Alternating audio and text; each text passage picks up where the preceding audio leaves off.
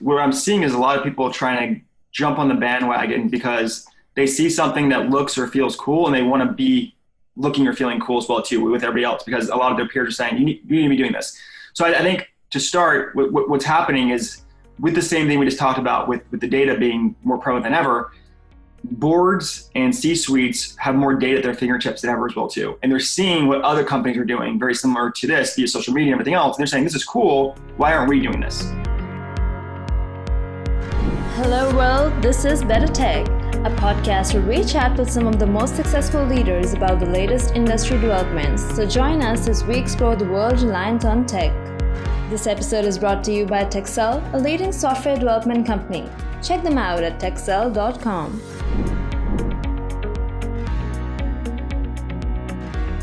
We are joined today by Ryan Fay, Global Head of High Tech and Global Enterprises at Gartner, and Umair Javed, CEO Tkxel, to talk us through on how CIOs can be a real asset for the organization and how the role has evolved over time. So welcome Ryan and Umair, and let's get right to it. Okay, Ryan, welcome for this podcast. I'm Umair. I'm from Tkxel. I'm the founder and CEO of Tkxel, and I work and talk to CIOs like you in order to find some information nuggets that we can share with our set of audience and see if we can find a value for them. So I hope this is going to be a good conversation, a great conversation with you. So let's start. If you're ready, we can start right now. Yes, absolutely. Sounds good. Thanks for having me. So it will be great if you can tell us a little bit about yourself, your career, your path, your progression, what you're doing these days, something in the past that will help the audience set up the context. Yeah, absolutely. So I started in IT early on. My father was the president of a company called Avnet, and I started there at more of an internship, and essentially very young age went in there and started understanding supply chain, warehousing. And what I realized quickly through working in the warehouse is that technology was the hub of everything. Everything was connected through multiple different SKUs, and all the SKUs matched back to multiple different products. And I was kind of enamored by the way everything was connected to this central hub. So I decided to move away from the supply chain side. It's essentially the highway of information, and the exactly. information is, Yeah, the highway of information, and I wanted to get more involved on the highway and be able to figure out how we could be speeding down, into the future in this, revolution that I thought was going to be taking over the world in a way where you could scale supply chain to the next level, right? So started their supply chain. I'm going to bring that up because my career kind of moved back to supply chain for blockchain aspects, and I'll talk about what we did there. But early in supply chain, then I moved to the IT side, networking, backgrounds in mechanical engineering, computer science. So what I loved about the aspects of technology that you can apply to multiple different business aspects, because I really love business. I love the actual scaling of the business itself. I love the way to do that through using technology to actually bring, network effect and economies of scale to scale the business more quickly. And then also what I thought was exciting was taking all that and putting it together to actually create a team, and having that team, which was essentially the byproduct of having great technology and a great company, great culture, to actually deliver really well to our clients. So I was reading upon your profile. You program well, you lead teams well, you are a technologist, and you're a horologist as well. What's that part? Yes. Yeah, I love watches. So it's something that just came on early on. Right now I'm wearing a Rolex 6541. So it's a slightly rare Rolex Milgres, but it's funny actually you bring that up because we didn't talk about this before the conversation, but this was one of the first watches that was actually able to go into a lot of different electromagnetic areas. So something about watches, the way they're put together. So I started by first buying watches that were really cheap just because I didn't have any money. And then they were breaking on me, right? And I got into automatic watches. I started taking them apart, fixing them. And then I got really into watches, and I started buying watches that were way too expensive. But luckily the watch market has done really well. So it's one of the things that has been a nice collection or hobby, to have. As a CIO, I expect CIOs to really wear smart watches. So a CIO wearing a mechanical watch is still a rare thing, I guess, these days. Yeah. but yeah. So Ryan, it's all great stuff. And since you have looked at the supply chain, you've looked at the tech, I've been working with, my company works with a lot of companies of different sizes, of small, medium to all the way to Fortune 10. I mean, can you differentiate how a small, medium CIO, a CIO of a small, medium company differs from a CIO of a large company or an enterprise? How actually the role changes? I mean, how the expectation changes? Yeah, absolutely. So the role of a CIO at a MSC or medium-sized enterprise, maybe even startup, right? What's going to be happening is going to be more day-to-day operations, more understanding of command and control for the teams, more back-end facilitation of actually understanding and maintaining and controlling the environment. Probably some networking aspects. Most likely, they're probably still programming to a certain level or extent, especially if you're this dual CIO CTO role. So I would say that is the level of where it's still really fun to be a CIO. And not that it's not fun to be a CIO as you move up in the organization, but I think that to me is like the equilibrium where you start seeing a really good return on your time of being a CIO, and there's an investment that you're making with the team, and you have a much bigger impact in a role, in a startup. Is there still some a programmer, a tech geek hidden inside you while you're attending these board meetings and all that and making all these presentations? Yes, absolutely. Yeah. So I mean, in that role, most likely those folks are going to be still really talking more of the tech language, but still translating it, obviously, because you got to be bilingual, but talking the most of the tech language to the team and then driving it from a technology perspective. But what's really fun about those companies is it's still normally not super established for the technology stack. So you're building, you're essentially, for lack of better words, you're piloting out a bunch of things as a team, and everyone's excited about technology because that's what's driving the revenue of your company. So CIO versus CTO and other tech roles in the company, how do you really differentiate them, and what do you feel how they need to come together, or a single person should maybe knowing all of them? Because I've spoken to several CIOs, and they're largely more on the server infrastructure and all that side instead of more of a tech side. I was just looking at your profile, and you're like CIO, CTO combined into one. So just wanted to know your thoughts on that.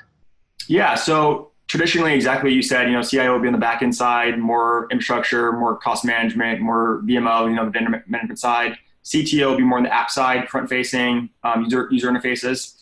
I think what's interesting is a lot of companies now are merging that to be more of a CDO, so Chief Digital Officer, is kind of having both roles in one, especially for the smaller organizations. Mm-hmm. But what's happening in larger organizations, like Fortune 10s, for example, they're having multiple layers of folks report up to the CIO. The CIO is then less. They have so many CIOs. There could be a CIO of CIOs, actually. Yes, you have a global CIO, divisional CIO, regional CIO. So there's the CIOs of CIOs, and then there's the office of CIOs or CTOs. Yeah. So it becomes more of a fill in the gap word, CIO, and in those organizations. Other organizations, those might just be managers, right, depending on the level of organization. So what it comes down to, a few things. I think every organization is different. Every organization, different structure, different ability. And every organization is a different, aptitude for technology, or maybe a wherewithal for what they want to be able to execute on technology. So depending on the organizational sophistication or savviness of technology, that's also going to dictate what the CIO or CTO role is doing, or maybe a merging of the roles together as well. Right. So, the CIO role, as they used to say, was getting a little bit lack. It wasn't that glamour a few years ago, but yes. You feel things have changed. There's a new CIO role that is emerging as compared to someone doing CIO role in the past. How it's changing in the last, how it has changed in the last decade or so? Yeah, so I think right now, I wrote an article about this a while back, but essentially we're kind of in this CIO renaissance era, right? So what's really exciting is there's a rise of this dual role CIO, the citizenship, right? So you have emerging responsibilities about technology, customer relationship, customer experience, and then we're creating new opportunities for the enterprise, right? So when you're leveraging technology in new and innovative ways, the CIO actually is creating better user experiences, improving partnerships, and actually delivering services in real time that should proactively meet and address customer needs. Where, in the past, a lot of times, what folks were telling me is that CIO role was starting to stand for a career is over, right? They were getting, to the point of their career where they were like, we're not doing anything, we're not innovating, we're not essentially pushing anything. They're going from they were just running the infrastructure of the company. Exactly. Not innovating, not doing anything. Yeah. So I think the roles changed rapidly. Part of that's because technology is at the epicenter of every company now. And I think every company, no matter where they're at, is turning into, if they're not already, a technology company. And they're delivering their whatever product it is, fill in the blank, through some kind of technology platform, most likely as a service. And then they're doing this in a way that's scalable. So that way, as they grow, they have the functionality and availability to actually use boundary technologies, because the cost of using technology has become so low because it's been commoditized that almost anybody now can use the same technology that used to be a competitive advantage, say 2 decades ago. And we'll come to that how recent emergence of various technologies like blockchain, AI, machine learning, and all that, or edge computing has really transformed the role of a CIO in an organization. We'll come to that. Before coming to that, I was again reading some of your bio, and you have managed a large team across multiple countries or maybe continents. And so tell us more about that. I mean, so a lot of our customers, they struggle with managing teams, onshore, offshore teams, and different teams. So I want to know more about your experience, your advice, your tips around managing such a large team and how it works. Yeah, so I think the technology part's normally the easiest part of delivering services, globally. I think one of the biggest things that we worked on really hard when we started scaling up the business was that it's going to be different in every country you're spanning, right? So my last role, we were spanning 170 countries, communicating 180 different languages, and we were essentially disrupting many different verticals in this industry that we were in. And it was difficult because every language has different nuances, every culture has different nuances, every country has different regulations and different compliances. So you're essentially running 180 different businesses at the end of the day. The governance perspective, the perspective you have for cybersecurity, all these things are changing geographically. But what happens when you start to get to a certain level, you start to get network effect economies of scale. So what you can do is you can build off your fundamentals. So what I tell a lot of folks that are like, okay, I need to scale to X, Y, and Z. So first thing is get the fundamentals in place. Get your culture, get your people, get the playbooks that you need to scale, all really well defined. Because once you start scaling rapidly, I think we're growing at roughly 300%, the last organization I was with, it's very difficult to go back and hit pause and then fix things. Mm-hmm. So you iterate. You're saying that it's important to set the culture upfront, set some of these norms upfront before scaling, rather than deal with them as the problem comes in. I mean, you're saying that it's important to set this up right up front, correct? Exactly. And a lot of folks will ask me, so how much time should I spend on culture? I say, whatever you're thinking you should spend, do that 10x that, right? If you're going to spend, And what is culture for you, Ryan? What is culture for you? I mean. Yeah. So culture for me is it's everything at the end of the day, right? That's why you want to work at a company. It's the culture, it's the feel, it's how you treat your employees. But at the end of the day, it's the mission. So it's getting behind a single mission that you're establishing for the organization. So a lot of people think culture is free lunches and, swag and all this stuff you're getting at all these companies. Like, yeah, that could be part of the culture to a certain extent. And I think the startup world's made that a big part of the culture. But when it comes down to it, when you look at companies and you survey what they want from their employees and what employees want from them, even more importantly, is they want to have a say in the organization. They want autonomy to be able to do what they need to do. And they also want to be able to have a feeling that whatever they're doing has a bigger impact on the world.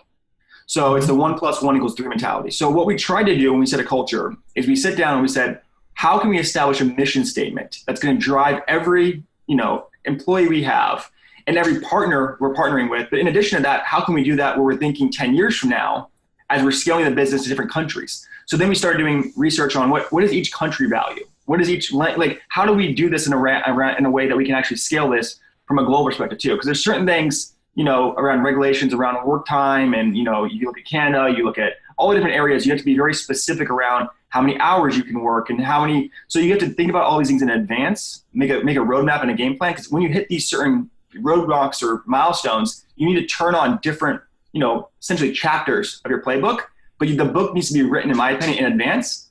And then you know where you're going. So that way you can articulate to the team. I think the biggest thing about culture, in my opinion, is communicating to your team what's going on in advance. So you can get a mission and you can get a passion behind whatever that essentially mission is or whatever that output needs to be to gain influence within the organization.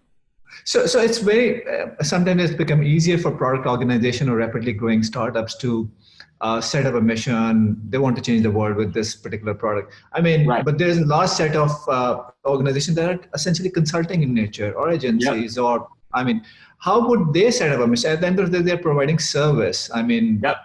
You have any advice for them or something?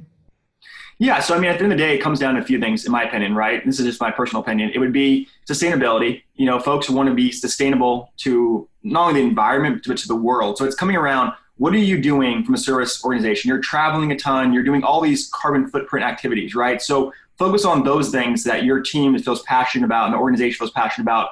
Make rules and, for lack of better words, I don't want to say regulations, but make people feel like they're making a difference in the world, no matter what they're doing in the organization, service level, product level, whatever it is, right? The second thing is get input from the team.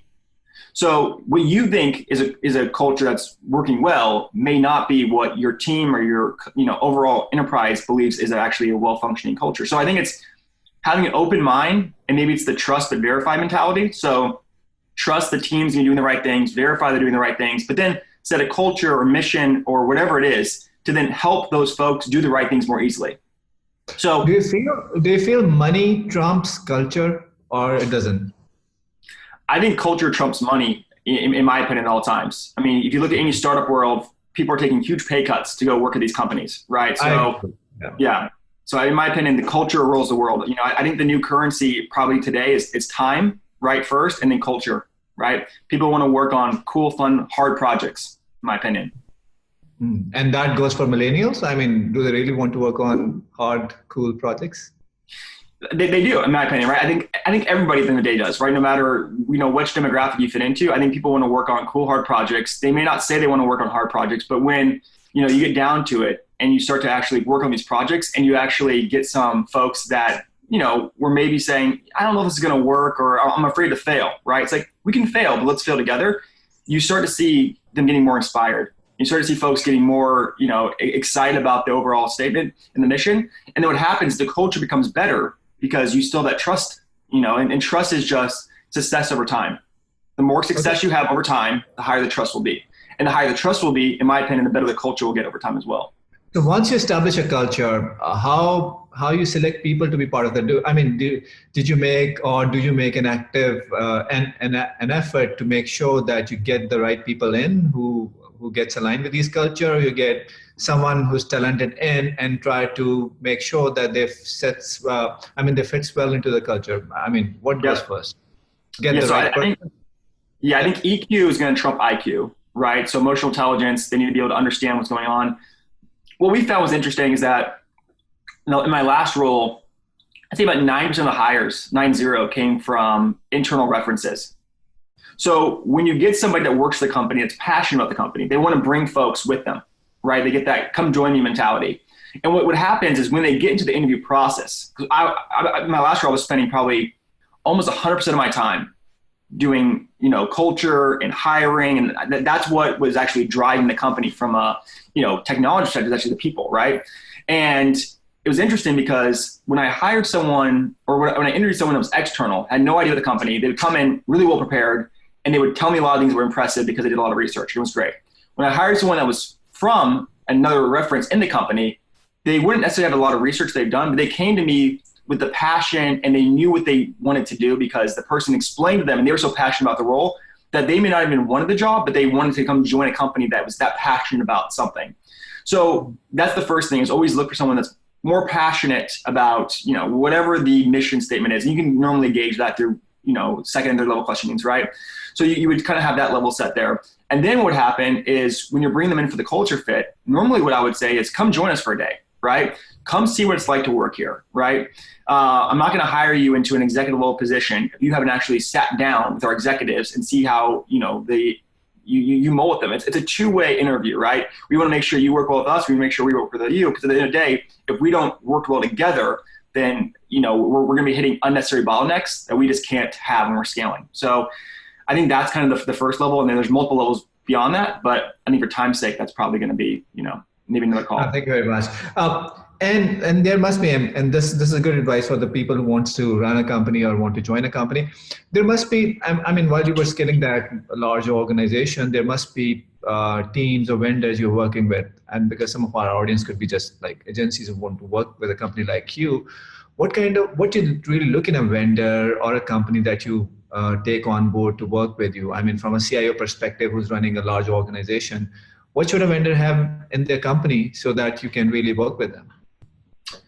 Yeah, so I think it kind of comes down to a couple things, right? So the first thing is their mission, their objectives, their values, right? So a lot of this has become commoditized. So you have more ability to kind of pick and choose who you want to work with today, in my opinion. I'd say the second one is how does it link back to your business objectives, right? I think so often people want to say, how is this vendor doing X, Y, and Z for me? Well, that's fine, but you can get that from a lot of vendors. So how is that vendor, that partner, right? How are they essentially listing their objectives or values that keep in line with what you're doing? Because at the end of the day, the slowest or weakest part of your company may be your vendor, but if that's not functioning the way you should be functioning, then it's going to slow you down as well too, because they need to have the same pace you have.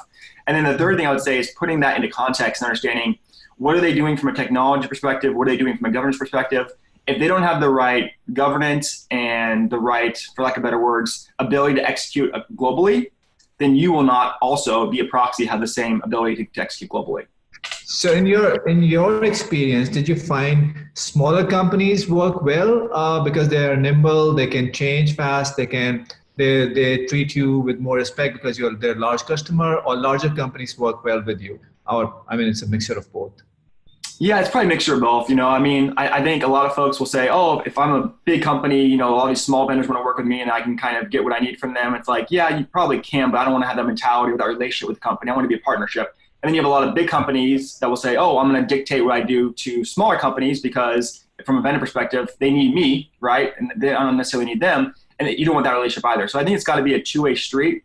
And in addition to that, I think it also has to be something where you're adding to their value chain, right? So it's upcycling whatever it is, and it's less recycling, it's upcycling, taking what you've done, open sourcing it, giving back to the community, whatever it is to help the next person coming up have an easier time to get into your position or whatever it is that you're looking to do.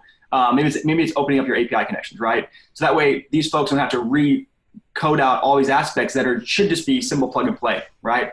And we were doing that stuff really early on, 2008, 2007, before a lot of folks were opening up, different API connections, that kind of stuff, because we realized that's the value we can bring from both a vendor and a partner to other folks as well too.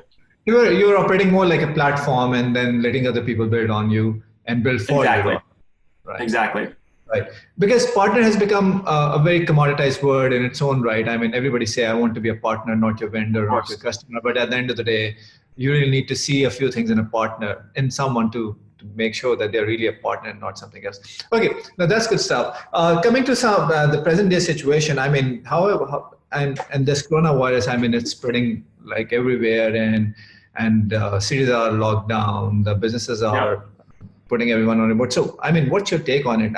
How it's going to hit the business or probably the IT economy, and how should organizations prepare themselves for this? Yeah, well, I think the number one thing is obviously this is similar to other financial crises we've had, in the past, 2008, right? And I think what it comes down to is that you need to be looking at CDC, looking at different levels of risk and advising, your staff kind of and your company, especially from a technology perspective, what are the things you can do to actually avoid as much risk as possible, right? So obviously looking at level 1, 2, and 3 CDC warnings and probably advising folks not to travel to different areas. There's factors that influence the risk, right? The density, where you're at, and there are people you come in contact with. So of course it's trying to limit the amount of personal contact and doing more virtual, delivery, virtual services, virtual meetings.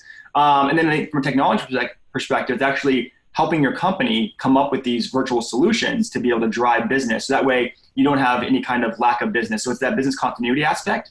I don't think a lot of folks were, this hit early on in China, like December, right?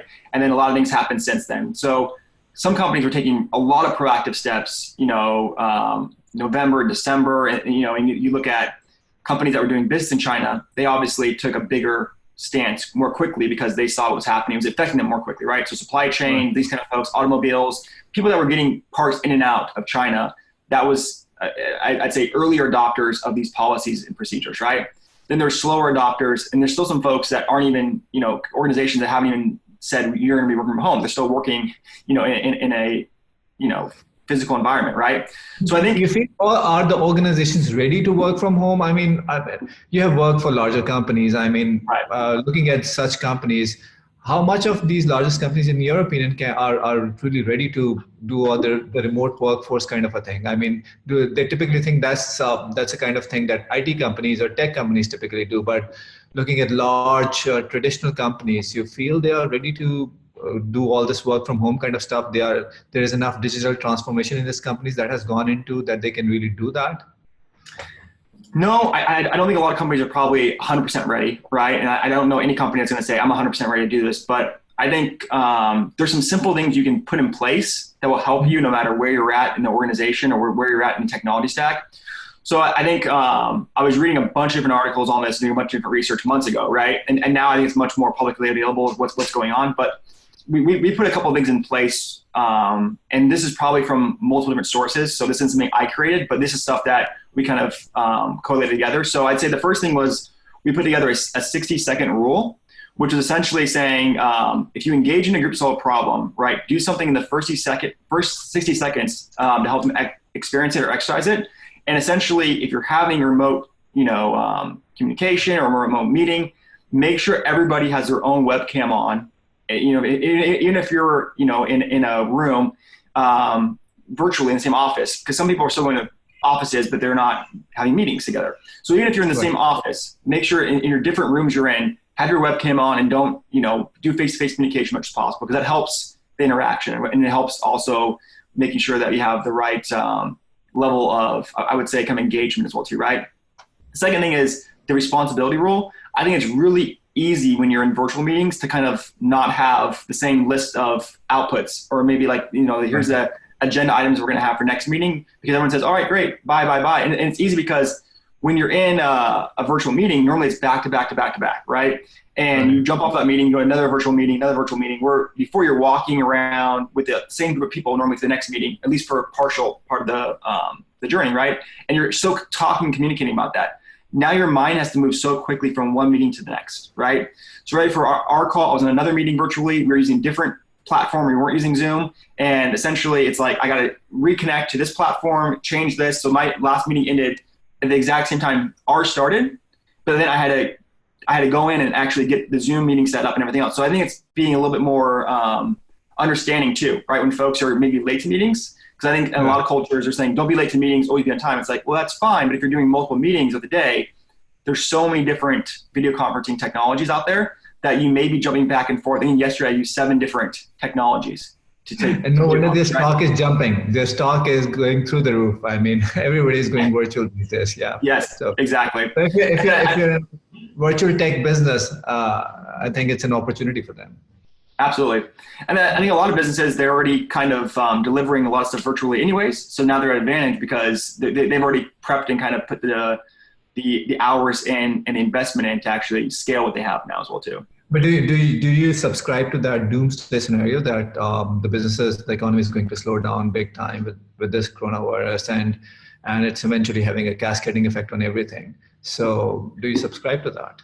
Yeah, I mean, I think if you subscribe to it or not, unfortunately, look at the stock market. I mean, it's already dictating what's happening, right? And I think what happens is that's partially because of oil as well, I guess. Yes. But if you look at oil, I mean, oil was already going down before this, right? So this just happened to be something that was another instance into that as well too, right? So oil was dropping, since, I don't know, maybe like 3 months before even the coronavirus started, I would say, right? Then this just added to that level as well too, right? So it created an unnecessary complexity in addition to that, right? So I think the stock market is reacting to that, but you're also getting the self-fulfilling prophecy where everyone now is maybe over worried now because the stock market is, dropping. So then they react even more than they would if the stock market was kind of staying where it's at. But yeah, to answer the question, I do think this is going to have a ripple effect throughout the entire economy. But do you feel that because of all this social media and the spread of this digital connectivity, it has added to probably creating this fear of virus than it actually should be? I mean, if you had been doing it for like 20 years ago, people were not so connected, and I mean, it could have been contained. I mean, it could not have been contained, but still, there was not so much panic. You feel that we are so connected these days that the panic spreads so quickly? I think the panic spread so quick. I think also there's more technology to track what's going on as well too. So if you look at like Johns Hopkins University, right? They have a whole system that will tell you exactly how many outbreaks there are. They'll tell you how many are infected, how many have unfortunately have died from the incident. So I think we have more data at our fingers than ever we've ever had, in the past. Correct. And what's happening is with that data, you can make that data say or do whatever you like the data to do, right? So depending on the data source you're looking at, that's going to be different than what's happening, in different areas. So I think it's understanding how that data affects you, first of all. So consume the data and then contextualize that data and then articulate that data to your teams.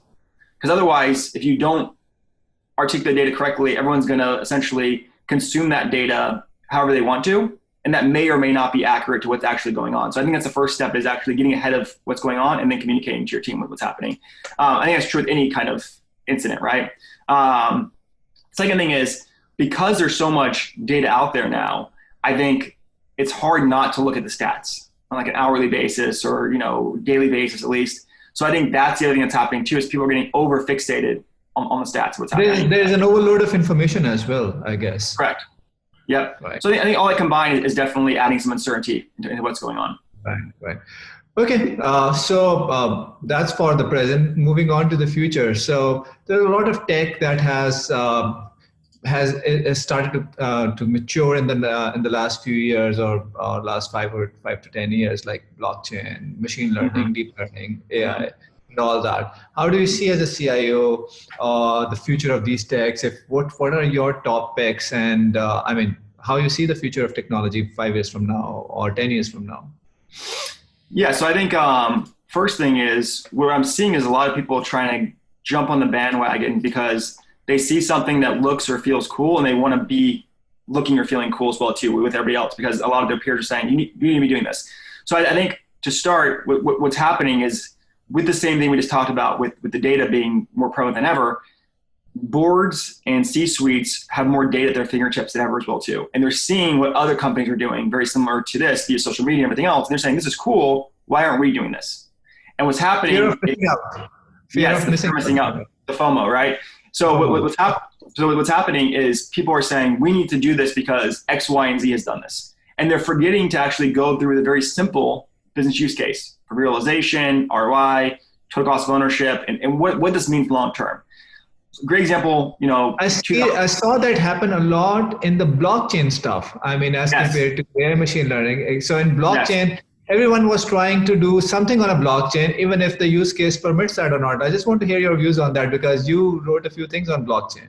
Yes. So I think blockchain was very interesting. You had companies rebranding themselves to put something, blockchain in their name, and their stock was going up by orders of magnitude.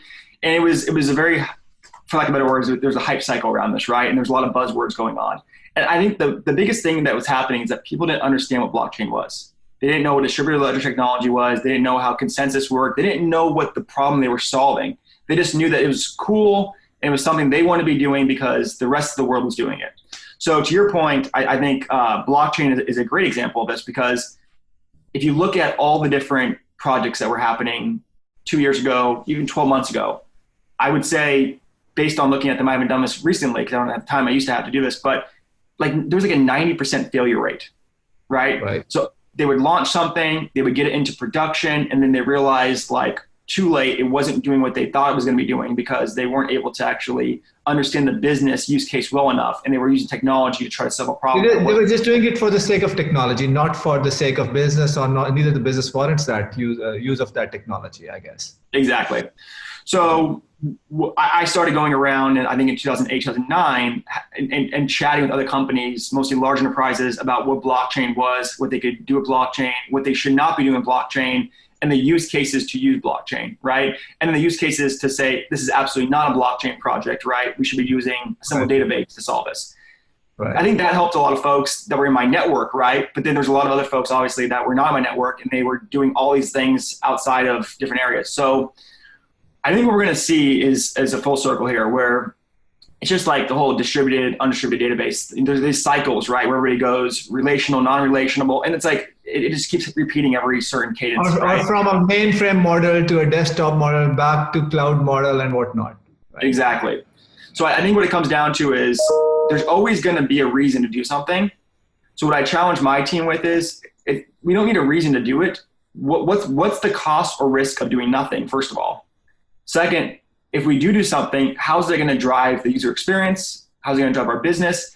And what is it going to do from a CapEx or OpEx perspective?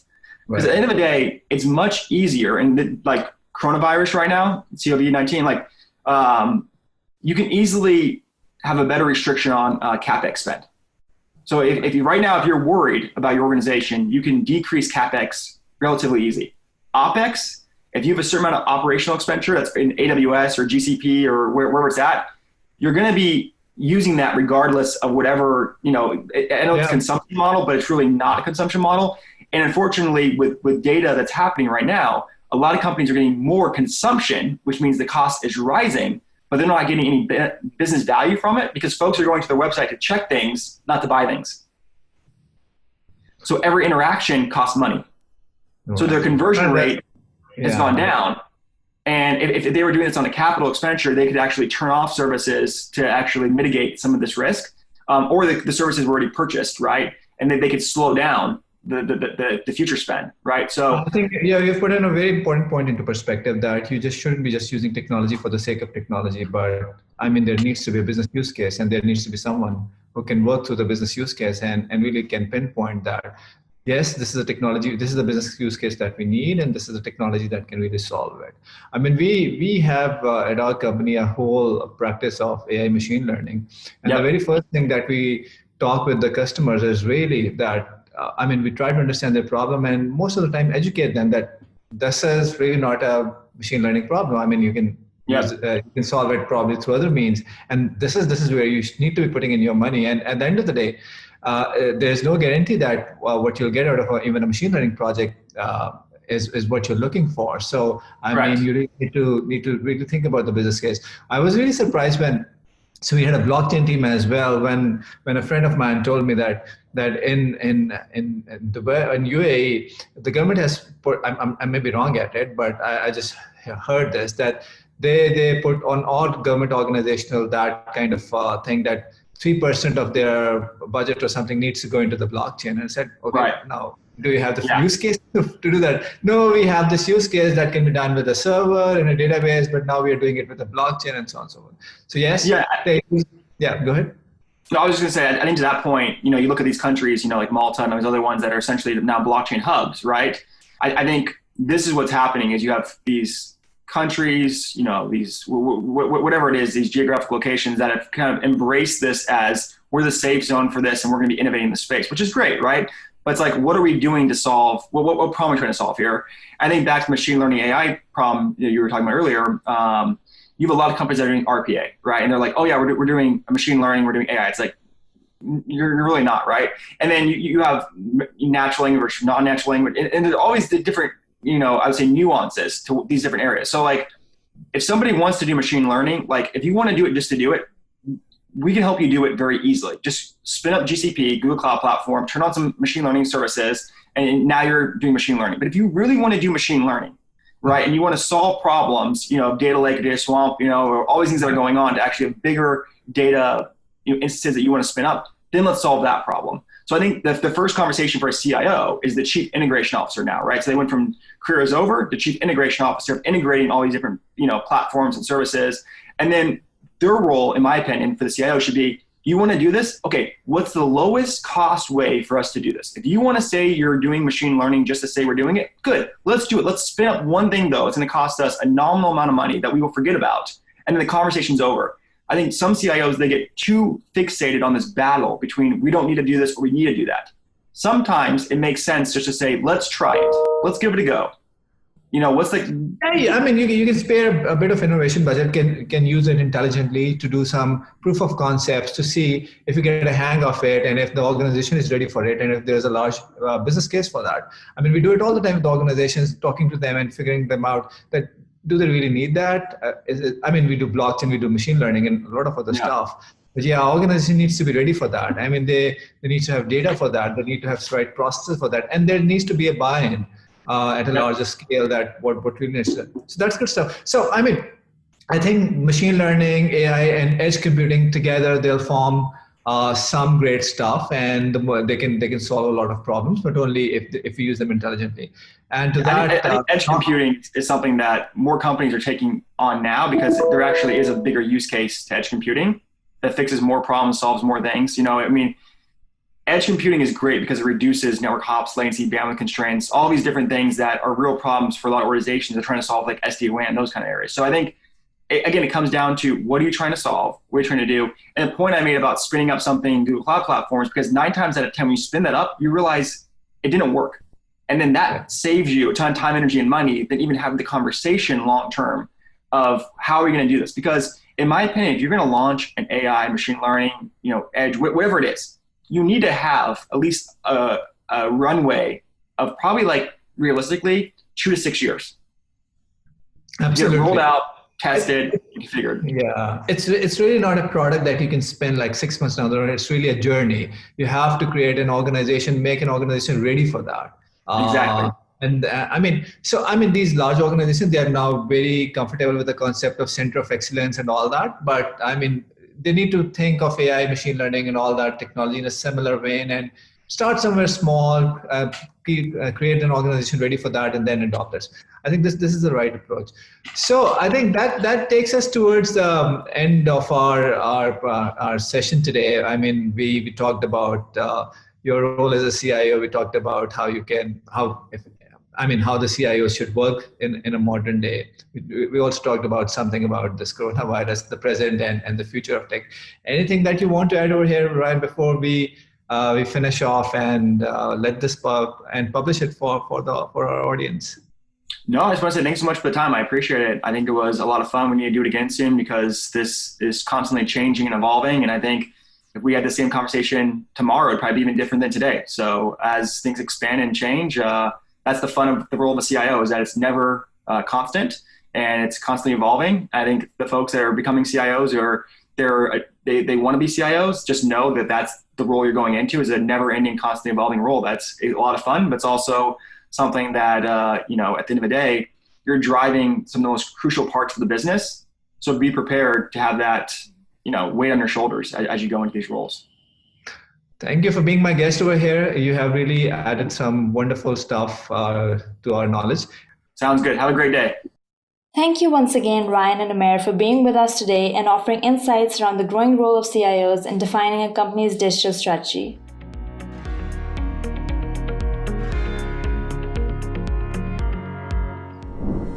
Thanks for listening to this episode by BetterTech. If you enjoyed this podcast, give it a thumbs up and don't forget to share it across your favorite social networking platform. We look forward to bringing you the latest industry news in our next episode. In the meantime, take a look at our other episodes and hit subscribe with the links in the description box below so that you don't miss out on the latest in tech.